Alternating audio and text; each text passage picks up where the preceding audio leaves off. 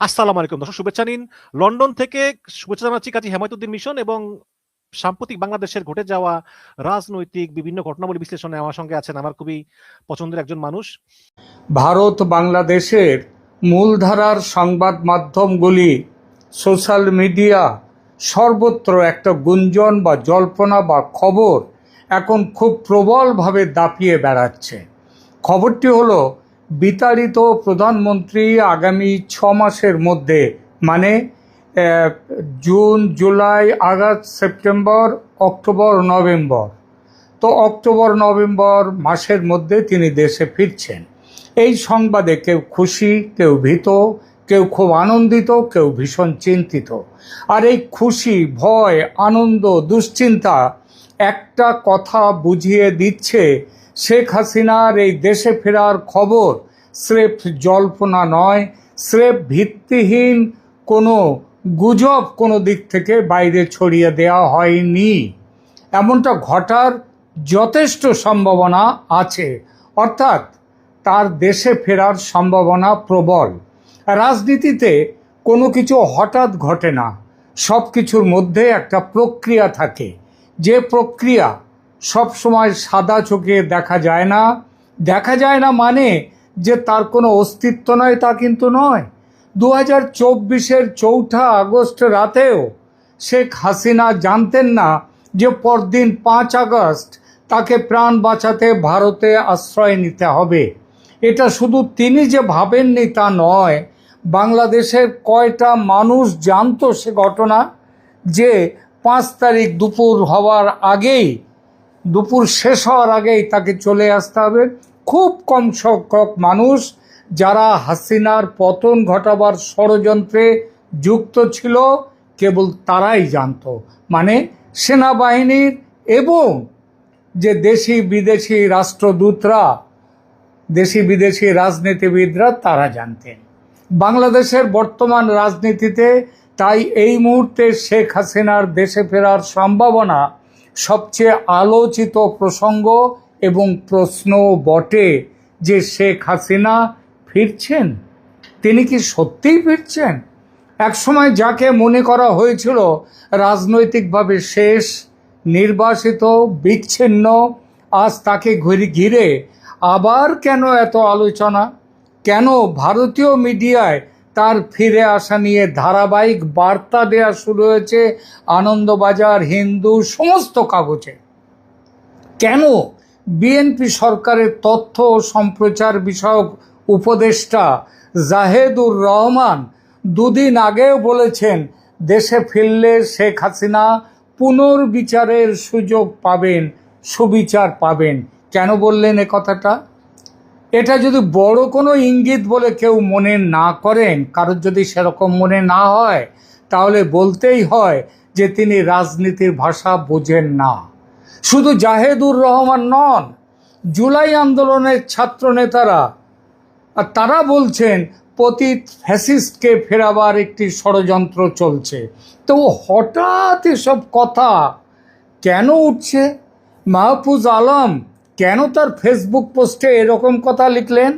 আজকের এই ভাষ্যে, এই প্রতিবেদনে আমরা খুঁজে দেখব শেখ হাসিনার সম্ভাব্য প্রত্যাবর্তন কি শুধুই রাজনৈতিক গুজব, নাকি দক্ষিণ এশিয়ার নতুন ক্ষমতার খেলায় এটি বাস্তব এক অন্য রকম অধ্যায়ের সূচনা। 2024 সালের জুলাই আন্দোলনের কথা মনে করুন। রাস্তায় লাখো তরুণ, রাষ্ট্রের বিরুদ্ধে তীব্র জনরোষ, ক্ষমতার ভিত কাঁপছে। আর তারপর বাংলাদেশের দীর্ঘতম সময়ের ক্ষমতাধর নেত্রী শেখ হাসিনার পতন। তখন মনে হয়েছিল এ হলো হাসিনার ইতিহাসের শেষ অধ্যায়, মানে হাসিনার উপন্যাস শেষ হয়ে গেল। আওয়ামী লীগ আর কখনো দাঁড়াতে পারবে না। বাংলাদেশ ঢুকে গেছে হাসিনা পরবর্তী বা পোস্ট হাসিনা যুগে। কিন্তু ইতিহাস খুব কম সময়ই সরল রেখায় চলে। ইতিহাসের চলা নদীর মতো আঁকাবাঁকা পথ ধরে। প্রথমে এলো অন্তর্বর্তী সরকার, 18 মাসের অপশাসন, কুশাসন, মানুষ অতিষ্ঠ, তারপর নির্বাচন, বিএনপির বড় বিজয়, তারেক রহমানের নেতৃত্বে নতুন সরকার, জুলাই আন্দোলনের ছাত্র নেতাদের অনেকেই নির্বাচনে পরাজিত হলেন। যে বিপ্লবী ঐক্য একসময় অপ্রতিরোধ্য মনে হয়েছিল তা ধীরে ধীরে ভাঙতে শুরু করলো। ভাঙতে ভাঙতে একেবারে চৌচির। কেন? কারণ আন্দোলন আর রাষ্ট্র পরিচালনা এক জিনিস নয়। রাস্তায় স্লোগান দিয়ে ক্ষমতা দখল করা যায়, কিন্তু রাষ্ট্র চালাতে লাগে সংগঠন, প্রশাসন, অর্থনীতি, আন্তর্জাতিক সম্পর্ক সম্পর্কে জ্ঞান, আর সবথেকে বড় প্রয়োজন দূরদৃষ্টি আর স্থিতিশীলতার জন্য যে কাজ দরকার হয় সেই কাজ। আর সেখানেই শুরু হয়ে গেল নতুন বাস্তবতা, তাই না? বাংলাদেশের মানুষের একটি বড় অংশ খুব দ্রুত বুঝতে শুরু করলো পুরনো ব্যবস্থার বিরুদ্ধে ক্ষোভ থাকলেও, হাসিনার বিরুদ্ধে ক্ষোভ থাকলেও নতুন ব্যবস্থা অসহ্য। আগে হাসিনার আমলে অবিচার ছিল, কিন্তু এত মাৎসন্যায়, এত অপশাসন, কুশাসন ছিল না। অন্তর্বর্তী সরকারের 18 মাসে মানবাধিকার লঙ্ঘনের ঘটনা সংখ্যায় ছাড়িয়ে গেল শেখ হাসিনার 15 বছরের রেকর্ড। সংবাদপত্র হয়ে গেল প্রশাসনের ধামাধরা পুতুল। মব জাস্টিসের নামে শুরু হয়ে গেল হত্যার নির্বিচার রাজনীতি, আর সেটাই হয়ে উঠল রাষ্ট্র ব্যবস্থার পরিচয়। আর নোবেল বিজয়ী মোহাম্মদ ইউনূস মব জাস্টিসকে একান্ত নির্লজ্জের মতো বললেন জনরোষের স্বাভাবিক বহিঃপ্রকাশ। চমৎকার। ধরা যাক দু একটা ইঁদুর এবার। আমার কথা নয়, জীবনানন্দ দাশের কবিতার লাইন। এর সঙ্গে পাল্লা দিয়ে বাড়ল দ্রব্যমূল্য, অর্থনৈতিক অনিশ্চয়তা, প্রশাসনিক অদক্ষতা, একের পর এক কারখানা বন্ধ হয়ে যাওয়া, বিদেশে রপ্তানি বন্ধ, টাকার অভাবে আমদানি বন্ধ, ক্ষমতার অভ্যন্তরীণ দ্বন্দ্ব, প্রবলতম দুর্নীতি, এবং সবচেয়ে বড় যোগ বড় যেটা সেটা হলো মৌলবাদীদের দাপাদাপি। দেশকে মধ্যযুগের অন্ধকারে নিয়ে যাওয়ার ভয়ঙ্কর খেলা শুরু হয়ে গেল বাংলাদেশ জুড়ে। আর তখনই মানুষের স্মৃতিতে এক অদ্ভুত পরিবর্তন শুরু হলো। যাকে একসময় বলা হচ্ছিল স্বৈরাচার, তাকেই নিয়ে মানুষ বলতে শুরু করলেন একজন নয়, 1 থেকে 2, 2 থেকে 200, 200 থেকে 2000, 2 লাখ, 2 কোটি। তারা বলতে শুরু করলেন আগে তবুও সিস্টেম চলতো, রাষ্ট্র অন্তত স্থিতিশীল ছিল, আইন শৃঙ্খলা ভালো ছিল, মানুষের হাতে কাজ ছিল, পেটে ভাত ছিল। এটাই রাজনীতির সবচেয়ে জটিল মনস্তত্ত্ব। ক্ষমতাচ্যুত নেতারা কখনো কখনো ক্ষমতায় থাকাকালীন সময়ের চেয়ে পরে বেশি কার্যকর বলে মনে হতে শুরু হয়। জীবিত জুলিয়াস সিজারের চেয়ে মৃত জুলিয়াস সিজার আরও বেশি শক্তিশালী। কিন্তু এখানেই গল্প শেষ নয়। আসল নাটক শুরু হয় আন্তর্জাতিক রাজনীতিতে। ভারতের হস্তক্ষেপে তারেক রহমানের দেশে ফেরা সম্ভব হলো 17 বছর পর। নির্বাচনে বিএনপির বিপুল জয় এলো। অনেকেই বলল ভারতের ইঞ্জিনিয়ারিংয়ের দরুন। এ কথাটা আমার কথা নয়, বাংলাদেশের মানুষ, জামাত পর্যন্ত তাই বলেছে, যে ইঞ্জিনিয়ারিংয়ের একটি অংশ ছিল বিএনপির পক্ষে আওয়ামী লীগ সমর্থকদের বড় অংশের ভোট দান। জিতল বিএনপি 2/3 বেশি মেজরিটি নিয়ে। ভারত বন্ধুত্বর হাত বাড়িয়ে দিল সেই তারেক রহমানের আসার আগে থেকে। আন্তরিকভাবে বিএনপি সরকারের সঙ্গে সম্পর্ক পাকা করতে চেয়েছিল ভারত, কারণ দিল্লি বুঝেছিল নতুন বাস্তবতা মেনে নেয়াই বাস্তববাদী কৌশল। কিন্তু এরপর কি হলো? ঢাকা ধীরে ধীরে চীনের দিকে ঝুঁকলো, পাকিস্তানের সঙ্গে কূটনৈতিক উষ্ণতা বাড়লো, জোর কদমে শুরু হলো পাকিস্তান বাংলাদেশ নতুন মৈত্রী পর্ব। ভারত নির্ভরতা ছেড়ে বাংলাদেশ মাল্টি অ্যালাইনমেন্ট নীতির দিকে যাচ্ছে, এই বার্তা স্পষ্ট হতে থাকলো। ভারতের কাছে এটি শুধু কূটনৈতিক বিষয় নয়, বাংলাদেশ ভারতের উত্তর পূর্বের নিরাপত্তা, বঙ্গোপসাগরীয় কৌশল এবং আঞ্চলিক প্রভাবের কেন্দ্রবিন্দু। দিল্লি অতএব ভাবতে বাধ্য হলো তারেকের বর্তমান সরকার ভারতের কৌশলগত স্বার্থের বিরুদ্ধে গিয়ে চীন পাকিস্তানের ঘনিষ্ঠ যদি হয়, যেটা হচ্ছে, তাহলে ভারতের সামনে বিকল্প কি, তারেকের বিকল্পটা কি? আর ঠিক তখনই আবার দৃশ্যপটে ফিরে আসতে শুরু করলেন প্রবলভাবে শেখ হাসিনা। ভারত বুঝলো বাংলাদেশে একমাত্র বিশ্বাসের জায়গা আওয়ামী লীগ, একমাত্র বিশ্বাসের পাত্রী শেখ হাসিনা। প্রথমে ছোট ছোট ইঙ্গিত, ভারতীয় আন্তর্জাতিক মিডিয়ায় সাক্ষাৎকার দেওয়ার সুযোগ দিতে থাকলো ভারত, প্রেস কনফারেন্স করতে দিতে থাকলো তাদের দলের মানুষদের। কিন্তু আর এই সমস্ত প্রেস কনফারেন্সে সাক্ষাৎকার দেওয়ার সুযোগ ব্যবহার করতে থাকলেন নেত্রী। অনলাইন বৈঠক শুরু হতে থাকলো দলীয় নেতৃত্বের সঙ্গে, সারা পৃথিবীর সঙ্গে। আমি ফিরবো, এই ধরনের বার্তা বেরিয়ে আসতে থাকলো নেত্রীর কাছ থেকে। আওয়ামী লীগপন্থী সামাজিক মাধ্যমে কামব্যাক ন্যারেটিভ শুরু হয়ে গেল।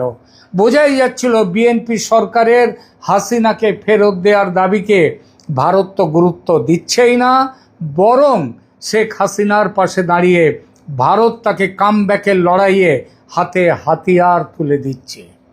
এখন শুধু সমর্থন, মানসিক, রাজনৈতিক, কূটনৈতিক, দরকার হলে পরে আসবে সামরিক সমর্থনের পালা। এখন আসি সবচেয়ে রহস্যময় অংশে। সম্প্রতি রাজনৈতিক মহলে একটি গোপন বৈঠকের আলোচনা ছড়িয়ে পড়ে। এই গোপন বৈঠকটি হয় গত 7ই মে। আওয়ামী লীগের কয়েকজন সাবেক শীর্ষ নেতামন্ত্রী দিল্লির পান্ডারা রোডে শেখ হাসিনার কঠোর নিরাপত্তা বেষ্টিত বাসভবনে যাওয়ার সুযোগ পেলেন। বলা বাহুল্য, সুযোগটা করে দিয়েছে ভারত সরকার, না হলে সম্ভব ছিল না। দীর্ঘ বৈঠক হয় ওই নেতাদের সঙ্গে, তার নেত্রীর রাজনৈতিক আলোচনা হয় এবং সেখানে শেখ হাসিনা একেবারে সুস্পষ্ট ভাষায় ঘোষণা করার মতো করে বলেন, বর্ষার শেষে শীতের শুরুতে আমি দেশে ফিরব, মানে অক্টোবর নাগাদ, অক্টোবর নভেম্বর, আজ থেকে প্রায় 6 মাস পরে, যে কথা এর আগেও বললাম। এই তথ্য প্রকাশ্যে স্বাধীনভাবে যাচাই আমি করার দরকারও নেই আমার, কারণ সেই বৈঠকে ব্যক্তিগতভাবে যারা উপস্থিত ছিলেন তাদের মধ্যে বাংলাদেশের এক সাবেক মন্ত্রী আমাকে সবিস্তারে পুঙ্খানুপুঙ্খ ডিটেলসে বলেছেন সেদিনের সেই সাক্ষাৎকারের কথা। তার কথায় নেত্রী আগের মতোই সুস্থ, সতেজ, প্রাণ শক্তিতে ভরপুর, সবার সঙ্গে সহজভাবে কথা বলেছেন, সবাইকে মধ্যাহ্নভোজে আপ্যায়িত করেছেন। মধ্যাহ্নভোজে কী কী খাওয়ানো হয়েছিল তার নিজের পছন্দ করা সেটাও আমাদেরকে জানিয়েছেন এবং সবাইকে দৃঢ়তার সঙ্গে বলেছেন, এই শীতে ফিরছি দেশে, তোমরা তৈরি হও। নেতারা জবাবে বলেছেন, আপনি যেদিন দেশে ফিরবেন সেদিন পৃথিবীর সবচেয়ে বড় জনতার জমায়েত আপনাকে স্বাগত জানাতে চলে আসবে ঢাকায়। শেখ হাসিনার এই বৈঠক বাংলাদেশের রাজনৈতিক গুঞ্জনকে নতুন মাত্রা দিয়েছে, কারণ প্রশ্নটা এখন আর শুধু তিনি ফিরবেন কি না এটা নয়, প্রশ্নটা হলো কে তাকে ফিরিয়ে আনতে চাইছে এবং তিনি ফিরে আসতে কবে পারবেন। এখানেই আসে ভারতের সম্ভাব্য ভূমিকা। ভারত কি আবার শেখ হাসিনাকে তাদের একমাত্র স্ট্র্যাটেজিক অ্যাসেট হিসেবে দেখছে এখনো? এখন ভারতের সমস্ত বিশ্লেষক বলছেন হ্যাঁ, কারণ দিল্লির কাছে আওয়ামী লীগ ছিল সবচেয়ে প্রেডিক্টেবল পার্টনার। সীমান্ত নিরাপত্তা, বিচ্ছিন্নতাবাদ দমন, কানেক্টিভিটি, আঞ্চলিক কৌশল, সবখানেই আওয়ামী লীগ ভারতের সঙ্গে গভীরভাবে সমন্বিত ছিল। বিএনপি, তারেক রহমান, বিএনপি এরা রিলায়েবল ও প্রেডিক্টেবল পার্টনার আগেও ছিল না। এদেরই মাধ্যমে ওই 10 ট্রাক অস্ত্র পাচার হতে আসছিল ভারতের উগ্রপন্থীদের হাতে তুলে দেওয়ার জন্যে। তারা সেদিনও পার্টনার ছিল না, বিশ্বাসযোগ্য ছিল না, এবারও হতে পারল না। এবং প্রমাণ হয়ে গেল সব ডিম এক ঝুড়িতে রাখা উচিত নয়, এই তত্ত্বটা ভুল প্রমাণ হয়ে গেল এবং ভারত আবার নির্ণায়কভাবে হাসিনার দিকে।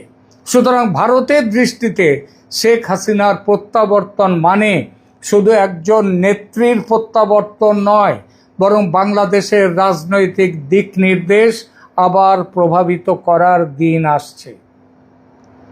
কিন্তু বাস্তবতা কি এত সহজ? একদমই নয়। কারণ শেখ হাসিনার বিরুদ্ধে রয়েছে আন্তর্জাতিক অপরাধ ট্রাইব্যুনালের রায়। দেশে ফিরলে তার জেল হতে পারে ফাঁসির দড়ি, অত সহজ নয়। এটা জেনে রেখে দেবেন, ভারত থাকতে শেখ হাসিনাকে ফাঁসির দড়িতে ফাঁসি কাঠে ঝোলাবার ক্ষমতা পৃথিবীর কোনো শক্তির নেই, বলে দিলাম, লিখে নেবেন। সুতরাং জেলে পাঠাক আর যেখানেই পাঠাক না কেন, হাসিনা এবার ফিরবেন। ভারত এবার দৃঢ়ভাবে হাসিনার পেছনে। দেশের মানুষের একটি অংশ এখনো বলা হচ্ছে নাকি তার বিরুদ্ধে ক্ষুব্ধ ছিল, নিশ্চয়ই ছিল, কিন্তু তাদের সংখ্যা কমে আসছে, বিপুলভাবে কমে আসছে। রাষ্ট্রযন্ত্রের ভেতরে বিভাজন আছে এবং তারাও বিরোধিতা করবে হাসিনার।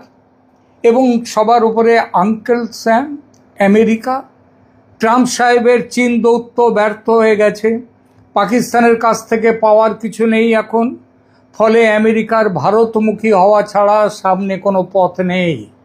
আর ভারত এই সুযোগ কাজে লাগাতে অনেকটা এগিয়ে গিয়েছে ইতিমধ্যে। এসবের বাইরে জমিনি স্তরে আর একটা বড় ঘটনা ঘটেছে, যার সাথে বাংলাদেশের বিশাল সম্পর্ক। পশ্চিমবঙ্গে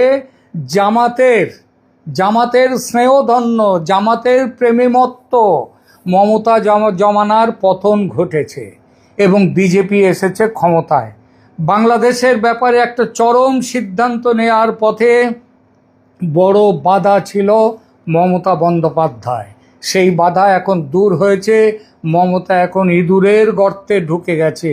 আগে সিংহের মতো হুঙ্কার দিতেন, সিংহের বাচ্চা হতো চিড়িয়াখানাতে মমতার সৌজন্যে, মানে মমতা তাদেরকে কি বলবো, মমতার সৌজন্যে চিড়িয়াখানায় বাঘের বাচ্চা হচ্ছে, সিংহের বাচ্চা হচ্ছে। সেই বাধা, সেই মমতা বন্দ্যোপাধ্যায় নামক বাধাটি দূর হয়েছে। আগামীতে অনুপ্রবেশকারীদের পুশব্যাক নিয়ে একটা ভীষণ বড় রাজনৈতিক সংঘর্ষ হতে চলেছে ভারত বাংলাদেশের মধ্যে। এর ফলে পঙ্গু হয়ে যাবে, একেবারে পঙ্গু হয়ে যাবে বাংলাদেশের অর্থনীতি। তার ঢেউ লাগবে রাজনীতিতে, পুরো সমাজে। আর তখনই ফিরবেন শেখ হাসিনা। আর সেটি হবে বাংলাদেশের ইতিহাসের সবচেয়ে নাটকীয় এবং ঝুঁকিপূর্ণ রাজনৈতিক প্রত্যাবর্তনগুলোর মধ্যে সবার ওপরে। আর এখানেই সবচেয়ে গুরুত্বপূর্ণ প্রশ্নটি আসে, বাংলাদেশ কি তাহলে পোস্ট হাসিনা এরাতে ঢুকলো, নাকি আবার হাসিনার রিএন্ট্রি, হাসিনার পুনরাবির্ভাব, হাসিনার প্রত্যাবর্তনের যুগটা শুরু হলো? ইতিহাস বলে, দক্ষিণ এশিয়ার রাজনীতিতে কোনো নেতাকে শেষ ভাবা বিপজ্জনক। ইন্দিরা গান্ধী ফিরেছিলেন, নওয়াজ শরীফ ফিরেছিলেন, বেনজির ভুট্টো ফিরেছিলেন, এরদোয়ান তুরস্কের, তিনিও পতনের মুখ থেকে ফিরে এসেছিলেন। কারণ রাজনীতি শুধু নির্বাচন নয়, রাজনীতি হলো স্মৃতি, রাষ্ট্রযন্ত্র, আন্তর্জাতিক শক্তি এবং ক্ষমতার দীর্ঘ খেলার সমন্বয়। তাই আজ বাংলাদেশের রাজনীতিতে সবচেয়ে বড় রহস্য এটাই, শেখ হাসিনা ফিরে আসছেন। এটা রহস্য নয়, একটা বড় প্রশ্ন এবার, তিনি কবে ফিরছেন, কবে? হয়তো উত্তরটা আমি বললাম পুরোপুরি পরিষ্কার অনেকের কাছে মনে নাও হতে পারে, কিন্তু একটি বিষয় স্পষ্ট, যাকে অনেকেই ইতিহাসের বাইরে চলে গেছেন ভেবেছিলেন, তিনি আবার বাংলাদেশের রাজনৈতিক আলোচনার কেন্দ্রে ফিরে এসেছেন। আর রাজনীতিতে কেন্দ্রে ফিরে আসা মানে কখনো কখনো খেলা শেষ হয়নি, খেলা নতুনভাবে শুরু হলো। আজকের এই প্রতিবেদন কেমন লাগলো আপনাদের বলবেন, কমেন্ট করে জানাবেন। লাইক দেবেন, শেয়ার করবেন বন্ধুদের মধ্যে, এবং এখনও যদি কেউ সাবস্ক্রাইব না করে থাকেন এই চ্যানেল, দয়া করে সাবস্ক্রাইব করুন, পাশে থাকুন। ধন্যবাদ।